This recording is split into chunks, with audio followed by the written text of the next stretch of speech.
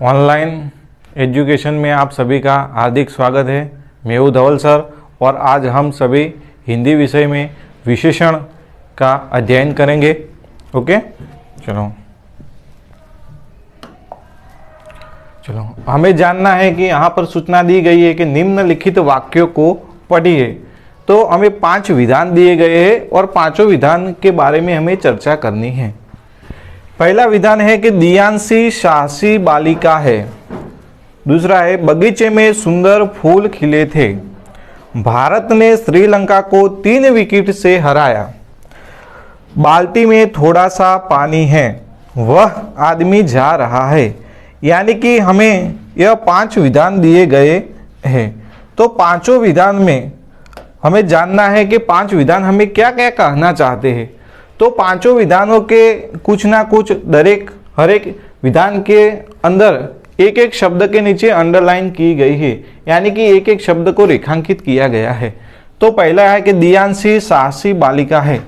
अगर आप साहसी शब्द को यूज नहीं करते और सिर्फ यह विधान बोलते हैं कि दियांशी बालिका है तो यह विधान सही है, लेकिन साहसी शब्द है वो इस बालिका शब्द की कुछ विशेषताएं बताता है।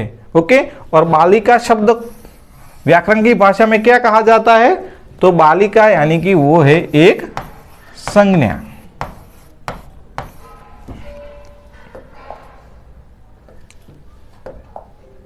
ओके, चलिए। वैसे ही दूसरा विधान है कि बगीचे में सुंदर फूल खिले हैं। यहां पर सुंदर शब्द के नीचे अंडरलाइन की गई है और सुंदर शब्द किसकी विशेषता बताता है कि बगीचे में सुंदर फूल खिले हैं, यानी कि फूल की विशेषता बताता है। वैसे ही भारत ने श्रीलंका को 3 विकेट से हराया। तो कितनी विकेट है? 3 विकेट। हमारे यहाँ चौथा विधान है कि बाल्टी में थोड़ा सा पानी है। अगर हम क्वेश्चन कर सकते हैं कि बाल्टी में कितना पानी है, तो थोड़ा सा कौन से शब्द से हम प्रश्न करते हैं? तो कितने, यहां कितना पानी है। वैसे वह आदमी जा रहा है, वह शब्द के नीचे अंडरलाइन की गई है। तो हमें प्रश्न करना है इस विधान से कि कौन सा, ओके। तो ये 2 विधानों को हमने क्वेश्चन किया है। पहला क्वेश्चन किया है कितना और दूसरा क्वेश्चन किया है कौन सा। ये 3 विधानों को भी हम क्वेश्चन कर सकते हैं कि दियांशी कैसी बालिका है। आंसर में आएगा साहसी। ओके, चलो दूसरे विधान को क्वेश्चन करते हैं कि बगीचे में सुंदर फूल खिले थे। तो बगीचे में कैसे फूल खिले हैं।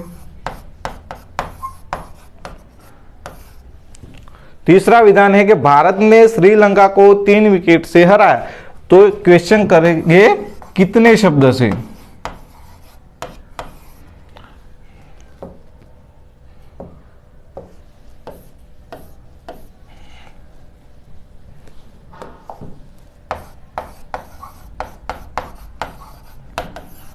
ओके, तो ये जो पांचों शब्द आए हैं, कैसी, कैसे, कितने, कितना, कौन सा, तो ये पांचों शब्द के आधार पर हमने कुछ ना कुछ क्वेश्चन किए।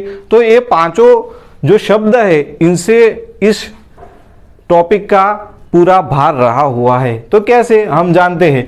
तो ये जो शब्द है वो संज्ञा है और संज्ञा के अर्थ में कुछ विशेषताएं बताते जो शब्द है इसे क्या कहते हैं? तो इसे विशेषण कहा जाता है।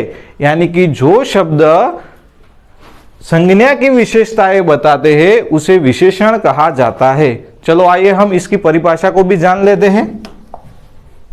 ओके, जो शब्द संज्ञा की विशेषता बताता है उसे विशेषण कहते हैं। आप सभी को मालूम ही होगा कि संज्ञा किसे कहते हैं। तो संज्ञा यानी कि किसी वस्तु, व्यक्ति, पदार्थ का जो नाम होता है इसे हम संज्ञा कहते हैं। तो अब संज्ञा के कुछ भेद हैं। तो हमें जानना है कि संज्ञा के यानी कि विशेषण के कौन कौन से भेद है। जैसे कि संज्ञा के भेद होते हैं वैसे ही हमें विशेषण के कुछ भेद है वो हमें आज जानना है। तो निम्नलिखित वाक्यों को पढ़िए। ओके, तो यहाँ पर 8 विधान हमें दिए गए हैं। तो आठों विधान का हमें अध्ययन करना है, हमें जानना है कि इसमें कौन कौन से ऐसे शब्द है जो विशेषण बताते हैं। हमारे देश में ईमानदार लोग ज्यादा है। दूसरा विधान है मुंबई जाने के लिए लंबा रास्ता तय करना पड़ता है। कौवे का रंग काला होता है। खरगोश का शरीर मुलायम होता है। शरीर के साथ मन स्वस्थ रखना जरूरी है। भारतीय संस्कृति विश्व में प्रसिद्ध है। तो पानी गंधहीन होता है और हमारे देश की चारों दिशाएं रक्षित है। यानी कि हमें जो 8 विधान दिए गए हैं, आठों विधान में एक एक शब्द के नीचे अंडरलाइन की गई है। यानी कि जो भी रेखांकित किए गए शब्द है वो सभी विशेषण है। ओके,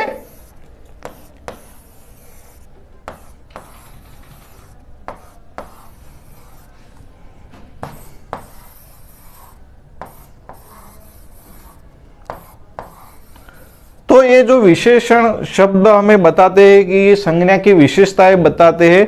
तो विशेषता में क्या क्या बताते हैं? तो हमारे देश में ईमानदार लोग हैं, तो ईमानदार शब्द है। तो ईमानदार हमें क्या बताता है? ईमानदार यानी कि वो एक गुण है, गुण और दोष, ये शब्द है ईमानदार, वो गुण और दोष बताता है। दूसरा शब्द है लंबा, तो लंबा शब्द है वो आकार बताता है। ओके, चलो काला, काला शब्द क्या बताता है? तो वो एक रंग बताता है, तो रंग रूप। ओके, चलो मुलायम, तो मुलायम शब्द क्या बताता है? यानी कि स्पर्श। कोई वस्तु मुलायम है तो हमें कैसे मालूम पड़ता है? तो हम जब उसका स्पर्श करते तब मालूम पड़ता है। यानी कि मुलायम शब्द है वो स्पर्श बताता है। स्वस्थ, स्वस्थ क्या बताता है? तो स्वस्थ यानी कि किसी की कोई दशा या अवस्था। अगर बुढ़ापा है, युवानी है, तो वही शब्द हमें दशा और अवस्था बताते हैं। भारतीय, तो भारतीय शब्द है वो एक स्थान बताते हैं कि ये भारत का रहने वाला है। ओके, और स्थान, और दूसरा देशकाल। ओके, वैसे ही गंधहीन शब्द है, तो गंधहीन शब्द क्या बताता है? तो गंधहीन शब्द बताता है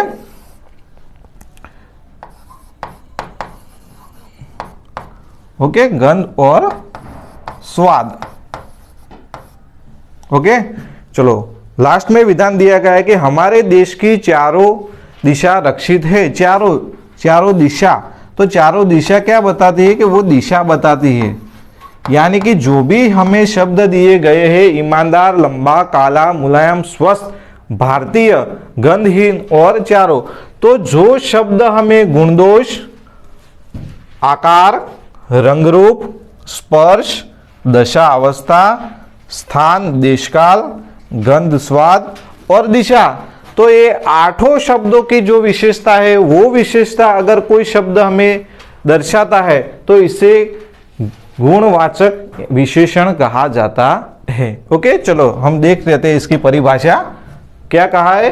कि जिस शब्द से संज्ञा का गुण दोष, आकार, रंगरूप, स्पर्श, दशा, अवस्था, स्थान, देशकाल, स्वाद, गंध और दिशा का बोध होता है, उसे गुणवाचक विशेषण कहते हैं। बोध होना यानी कि मालूम पड़ना, जानना, कि हमें इस शब्द को अगर पढ़ते हैं, देखते हैं, तो हमें मालूम हो जाता है कि इसका गुण दर्शाता है, कि आकार दर्शाता है, कि रंग रूप दर्शाता है, क्या दर्शाता है। तो जो भी ये शब्द में दिए गए हैं वो शब्द दर्शाते हैं, तो हमें मालूम हो जाता है कि ये गुणवाचक विशेषण है।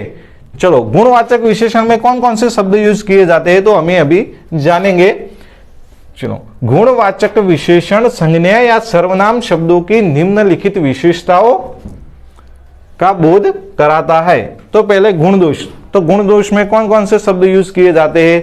तो ईमानदार, बुद्धिमान, चतुर, योग्य, अच्छा, बुरा, बेईमान, दुष्ट, क्रूर, आलसी, अयोग्य, पापी आदि शब्दों का यूज हो सकता है।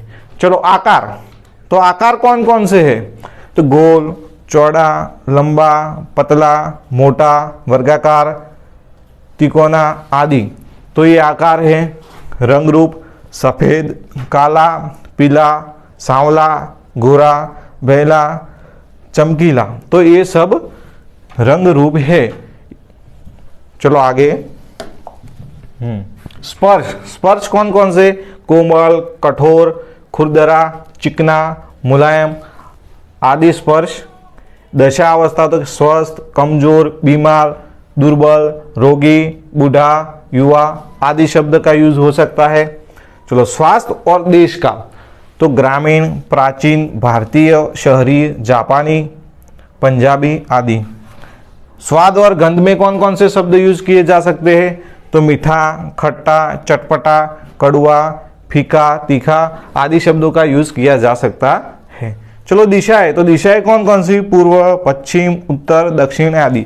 यानी कि जो भी हमें 8 तरीके से दिया गया है कि देश काल दर्शाता है, दिशा दर्शाता है, ओके, तो इसे हमें मालूम पड़ता है। अगर हमें गुणवाचक विशेषण शब्द नहीं कहते और सिर्फ यह कहते कि स्पर्शवाचक विशेषण, तो वो भी सही है, क्योंकि गुणवाचक विशेषण के पेटा वेदों में भी इसको कहा जा सकता है। अगर हम कह सकते हैं कि दशा अवस्था वाचक विशेषण, तो वो भी हम कह सकते हैं। स्थान देशकाल वाचक विशेषण, वो भी हम कह सकते हैं। ओके, दिशा वाचक विशेषण, स्वाद वाचक विशेषण हम कह सकते हैं। ओके, चलो नेक्स्ट। चलो निम्नलिखित वाक्यों को पढ़िए। चलो हमें 5 विधान दिए गए हैं, कौन कौन से हमें पढ़ना है और जानना है कि इसमें कौन कौन से विशेषण है और कौन सी विशेषताएं दर्शाते हैं। तो प्रयाग 3 नदियों का संगम स्थान है। आज केवल आधा लीटर दूध चाहिए। गौरव तीसरी कक्षा में पढ़ता है। सचिन वनडे में दोहरा शतक लगा चुके हैं। हमारे देश की चारों दिशा रक्षित है। यानी कि जो भी हमें 5 विधान दिए गए, पांचों विधान में ऐसा कुछ शब्द है जो विशेषता दर्शाता है, लेकिन हमें जानना है कि कौन सी विशेषता दर्शाते हैं। अंडरलाइन की गई है, इसलिए आपको मालूम हो जाएगा कि वो शब्द विशेषण है, लेकिन कौन सी विशेषता दर्शाते हैं, इसके प्रति कौन सा भेद उत्पन्न होता है कि विशेषण का कौन सा नया भेद होता है। तो हमें जानना है कि यहां पर लिखा है कि प्रयाग 3 नदियों का संगम है। 3 यानी कि हम लिख सकते हैं 3 के बदले। ओके, चलो आज केवल आधा लीटर दूध चाहिए। आधा लीटर यानी कि 1/2। ओके, चले। गौरव तीसरी कक्षा में पढ़ता है। तीसरी यानी कि 3। ओके, चले। सचिन वनडे में दोहरा शतक लगा चुके हैं। दोहरा यानी कि 2। और हमारे देश की चारों दिशा रक्षित है। यानी कि हमें जानने में मिला कि 3 आधा, तीसरी, दूसरा और चारों। तो ये जो भी शब्द है वो हमें क्या दिखाते हैं? कुछ ना कुछ संख्या दिखाते, वो निश्चित संख्या है। तो ये जो विधान है जो हमें निश्चित संख्या बताते हैं, तो इस विशेषण का पेटा विभाग होगा कि संख्यावाचक विशेषण। ओके, चलो इसकी परिभाषा हम जान लेते हैं कि जिस शब्द से वस्तु की निश्चित संख्या, इस शब्द पर हमें ध्यान रखना है कि निश्चित संख्या का बोध होता है। बोध होता है यानी कि जानना कि बोध होता है, उसे निश्चित संख्यावाचक विशेषण कहते हैं। फिर से एक बार दोहराते हैं कि जिस शब्द से वस्तु की निश्चित संख्या का बोध होता है, उसे निश्चित संख्यावाचक विशेषण कहते हैं। ओके, समझ में आया सभी को? चले आगे। चलो निम्नलिखित वाक्यों को पढ़िए। हमें 3 विधान दिए गए हैं। तीनों विधान में हमें जानना है कि वो शब्द जो भी हमें अंडरलाइन करके दिए गए हैं, वो शब्द क्या बताते हैं, क्या दर्शाते हैं। ओके, चलिए।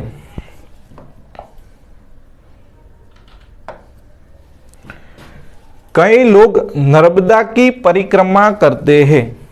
दूसरा विधान है कुछ लड़कों ने पर्यावरण बचाने का बीड़ा उठाया है। ज्यादा लोग बैठने से नाव उलट गई। यानी कि हमें शब्द दिए गए हैं कि कई, कुछ और ज्यादा। कई शब्द दिया गया, इससे हमें पता नहीं चलता कि कितने लोग नर्मदा की परिक्रमा करते हैं। स्पष्ट हमें कोई भी संख्या दी गई नहीं है। चलो, कुछ लड़कों ने पर्यावरण बचाने का बीड़ा उठाया है।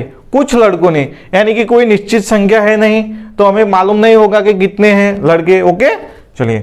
वैसे ही है कि ज्यादा लोग बैठने से नाव उलट गई। ज्यादा शब्द दिया गया है, इससे पता नहीं चलता कि कितने लोग बैठेंगे तो नाव उलट जाएगी। ओके, तो हमें जानना है कि वो निश्चित संख्या नहीं है, सभी की क्या है, अनिश्चित। ओके, यहां पर जो भी हमें दिया गया है वो अनिश्चित संख्याएं है। तो इससे विशेषण का एक नया रूप यानी कि नया भाग दर्शाता है। कौन सा? तो अनिश्चित वाचक यानी कि अनिश्चित संख्यावाचक विशेषण। चलिए इसकी परिभाषा को हम जान लेते हैं। क्या कहना चाहता है कि जिस शब्द से वस्तु की निश्चित संख्या का बोध न हो, ओके, निश्चित संख्या का बोध न हो, उसे अनिश्चित संख्यावाचक विशेषण कहते हैं। फिर से एक बार दोहरा देते हैं कि जिस शब्द से वस्तु की निश्चित संख्या का बोध न हो, उसे अनिश्चित संख्यावाचक विशेषण कहते हैं। अगर आप दूसरी तरीके से इस परिभाषा को समझेंगे फिर भी वो सही होगा कि जिस शब्द से वस्तु की अनिश्चित संख्या का बोध हो, उसे भी अनिश्चित संख्यावाचक विशेषण कहते हैं। इस शब्द है कि निश्चित संख्या का बोध न हो। अगर आप यह लिख सकते हैं कि अनिश्चित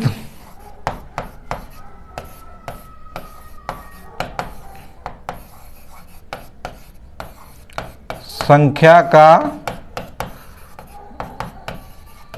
बोध हो। ओके, ऐसा भी लिख सकते हैं कि अनिश्चित संख्या का बोध हो, उसे अनिश्चित संख्यावाचक विशेषण कहते हैं। और वो भी लिख सकते हैं कि निश्चित संख्या का बोध न हो, उसे भी अनिश्चित संख्यावाचक विशेषण कहते हैं। दोनों एक ही है। ओके, आपको जो भी समझ में आए वो आप रटन कर सकते हो। ओके, चलिए नेक्स्ट। चलो, निम्नलिखित वाक्यों को पढ़िए।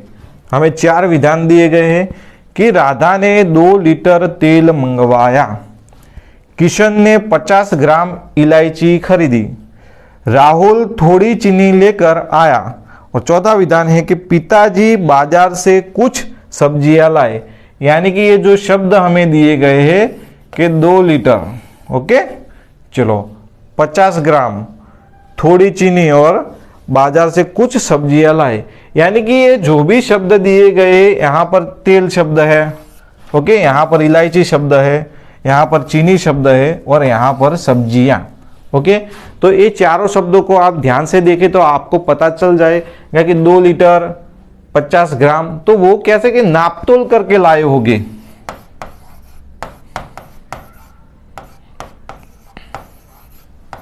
ओके, नापतोल करके लाए होंगे। क्योंकि हम अगर बाजार में जाते हैं तो ये नहीं कहते कि 1 दूध लो, 2 दूध लो, तो ऐसा नहीं कहते। इलायची लेने जाए तो इलायची को आप कैसे कहेंगे 1 इलायची दे, 2 इलायची दे, नहीं कहते ना। तो वैसे ही यहाँ पे जो भी शब्द दिए गए हैं जो इस तेल की विशेषता दर्शाता है 2 लीटर, यहाँ पर इलायची की विशेषता दर्शाते हैं 50 ग्राम। तो वैसे चारों विधान में जो भी शब्द दिए गए वो एक नापतोल की परिभाषा को जानने का हमें प्रयास कराने का बोध कराते हैं। यानी कि इस विशेषण को हम क्या कहेंगे, चलिए तो इसे कहेंगे कि परिमाणवाचक विशेषण। चलो इसकी परिभाषा को जान लेते हैं कि जो शब्द किसी वस्तु के नापतोल, इस शब्द पर हमें ध्यान रखना है कि नापतोल दर्शाते हैं उसे परिणामवाचक विशेषण कहते हैं। यानी कि जो भी शब्द हमें दिए जाते हैं विधान में, तो वो विधान में जो शब्द दिए गए हैं वो किसी व्यक्ति के नापतोल दर्शाते हैं। आधा लीटर, 2 लीटर, 1 लीटर, 50 ग्राम, 150 ग्राम, तो वे जो भी हमें नापतोल दर्शाते हैं उस शब्द को हम परिणामवाचक विशेषण कहते हैं। ओके, चलिए आगे का है कि निम्नलिखित वाक्यों को पढ़िए। हमें यहाँ पर 5 विधान दिए गए, पांचों विधान को हमें जानना है कि कौन कौन से शब्द है जो हमें नया एक विशेषण का टॉपिक बताते हैं। यानी कि मेरा काम पूरा हो गया। दूसरा है वह आदमी जा रहा है, यह घोड़ा है, मुझे कोई किताब दे दीजिए। और 5वां है कि वे कौन लोग थे, यानी कि हमें 5 विधान दिए गए हैं। ओके, तो पांचों विधान में कहाँ पर अंडरलाइन की गई है आप सभी ध्यान से देख सकते हैं कि मेरा, वह, यह, मुझे और वे। तो ये जो पांचों शब्द है मेरा, वह, यह, मुझे और वे, तो आपने अगर आपने पहले पढ़ा होगा कि इस शब्दों को क्या कहते हैं, तो इस शब्दों को कहते हैं सर्वनाम। क्या कहते हैं? सर्वनाम कहते हैं। मेरा, वह, यह, मुझे, वे, यह, तो ये सभी शब्द है सर्वनाम है। यहां पर लिखा है कि मेरा काम पूरा हो गया। किसका काम पूरा हो गया? मैंने जब भी विशेषण के टॉपिक का पहली लाइन में बताया था कि आप पांचों विधान को किस ना किस शब्द से प्रश्न करेंगे तो हमें विशेषण पता चलेगा कि वाक्य में विशेषण कौन सा है। इसे हम प्रश्न करना कि मेरा काम पूरा हो गया है, तो किसका काम पूरा हो गया? तो इससे तो मेरा। ओके, तो मेरा शब्द आया आंसर में, तो ये शब्द है जो विशेषण है।